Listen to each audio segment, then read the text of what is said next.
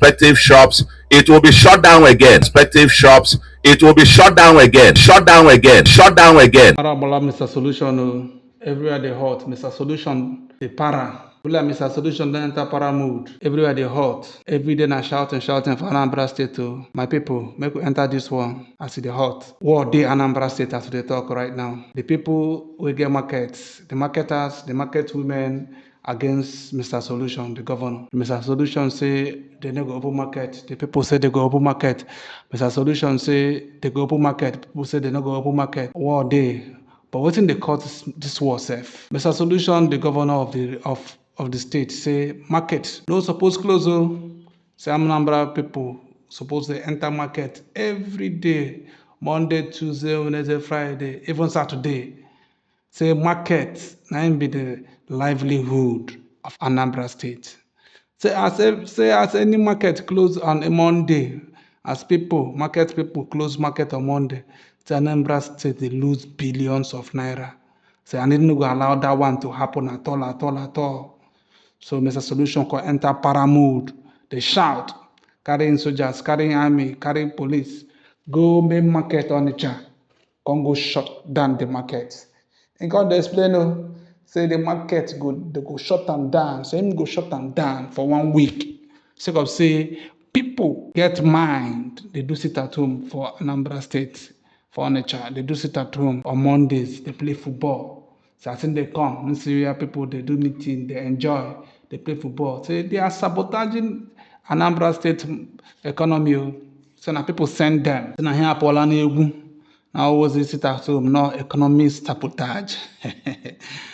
Market people, the other hand, they laugh and say, Nala yo, say, you see this is at home, we go do we go lock market. Say we get right to decide how we go run our market. Say if we decide say we go do our market every Tuesdays, say no be Mr. Solution problem.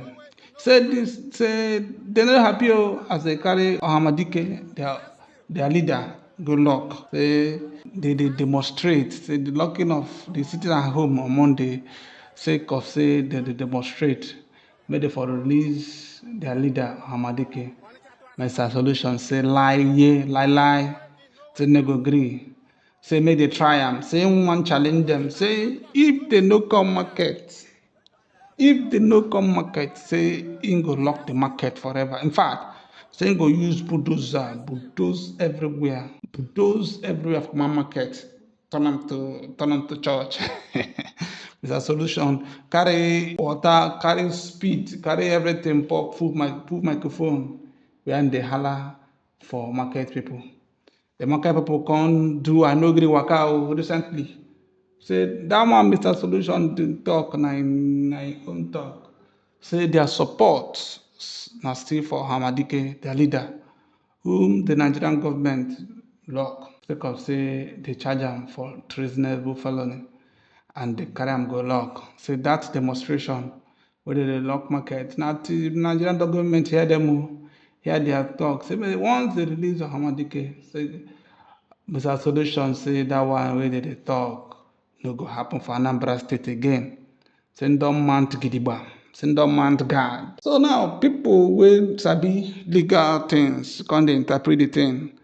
Several interpretation come online. Everywhere you go on social media now, people they give different interpretation. They ask whether Mr. Solution get right to decide when he go lock people shops.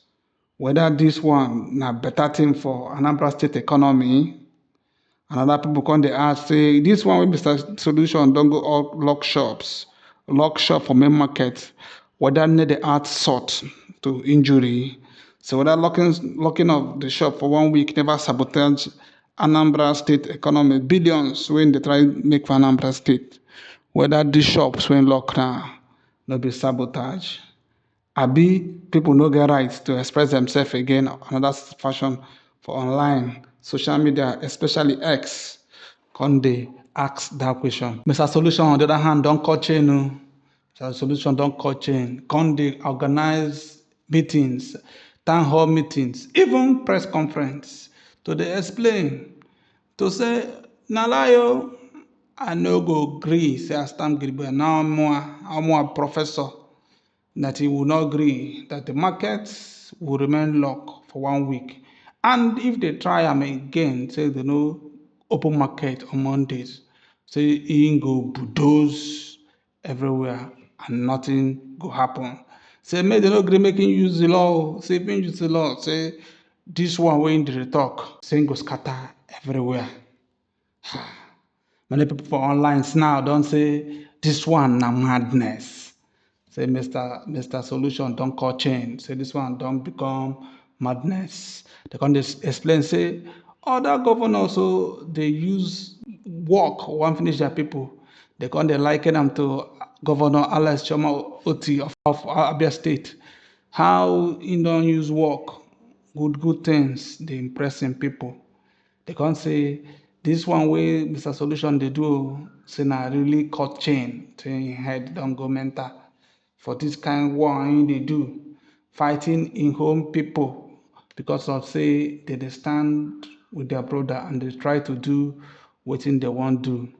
People can't say make Mr. Solution go learn from Dr. Alex Chioma Oti of Abia State instead of fighting market women up and down every day. Say 4 years don't go, another 4 years don't start. Now giddy with the market people. Mr. Solution they fight market people, in they fight native doctors. If they fight native doctors, in they fight with witches and wizards, or in they fight with pastors. They don't leave project where they say making do. Now so fight with say this one don't enter madness. Mr. Solution if you don't cut chain. They say making go learn from Alex Otio how to govern and how to leave market people alone and give the state good governance. Or if Mr. Oti done too much for making go learn from Enugu State Governor Mr. Ndubisi Mba of Enugu on how to govern a state. One guy for us can say, waiting the pen and pass, be say, Mr. Solution, wait, say they come finish election, they come re-elect them back. He never even fight market people, maybe they see in color when the election won't start. He go to wait till they come re-elect them. Now he come cut chain, come they fight market people. Say, say that one don't pin them. Say if say show them this color during that election, therefore know what they for do, they for put them together, sack them, come out for that place. Mr. Solution again. Another one come say Mr. Solution don't fall the hands of professors. Say anytime when hear professor now, saying go there wrong. Saying no believe say any professor now get hand say Mr. Solution don't spoil that name professor. Say everything what they hope for, nobody they see. Say this one I waiting I order versus waiting I get. Waiting I order. Now waiting I order. Now let's you waiting I get. Now Mr. Solution. So next time you hear solution professor he go wrong. So people don't say Mr. Solution Don Cut Chain. Saying head, you know they work well again. What thing you think? What thing Mr. Solution they do? Now the right thing to do. Come they fight market woman up and down, market men, market people will go shop.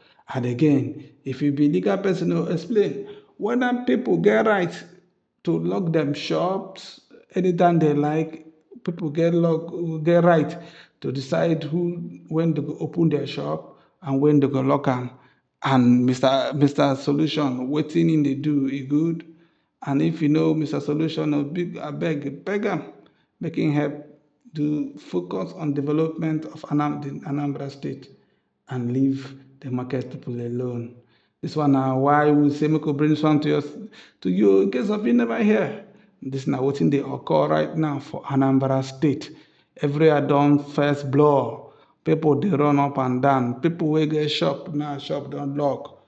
Next week, we don't know what will happen, whether market people go revolt, whether they go revolt.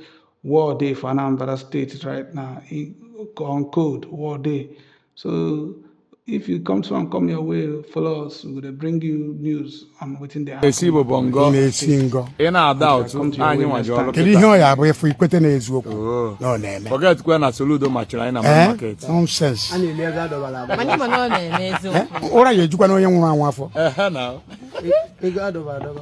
onye nweta abụghị ya nwe echi o ọ naghị adịgide no condition is permanent ị nwere ike na-aṅụrị na ọ ga-enweta life dịka standing fan onye o kusara ọ na-enwe aṅụrị ndị ọ gbakọtara azụ a na-ebe hit otu aka ọ dị nwanne aṅụ na ngwọ nkwụ na-abịa o rijuru afọ atọ n'ọgụgụ na echi bụ ọkwa agụ hoha ọchịcha irituo dị anyị ịchịsịa irituo onye ọzọ arịgoro nke ahụ anyị akpachapụzi anya jee testi nene brain ya nene ọbara ya nene ma ọ na-akpọ ntu bifo anyị ekwete nye tiketi wee nene otu esi eku ume na-eme kpatu hoha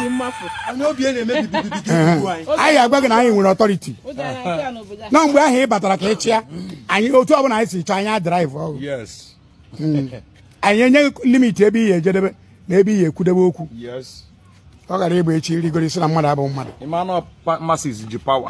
odo oge anya na etiri gị eti ebe ahụ n'ike aka gị asị eri mgbe ọ na-ayọ sekọnd tọn ọkwa ọ na-ayọ biko ị na-ayọ biko na-ayọ sọ biko tielu ma tielu orubekwa 1 month 1 year ọ ka ba anyị ebebe akwa atọsọrọ itu ọrụ atụ egwu gị na ọrụ na-eme ọrụ atụ egwu ịrụka ụwa biko ekene vidio ka mmadụ mee ịrụrụ karịa nkeji nwa obodo ha chịrị Anambra na Enugu rụrụ ndị rụrụ anyị ABS ọ ji nwa obodo rụrụ ABS Anambra Broadcasting Service mụ na gba nke ori ihe na mma eje emepe nye emepe a na-akọ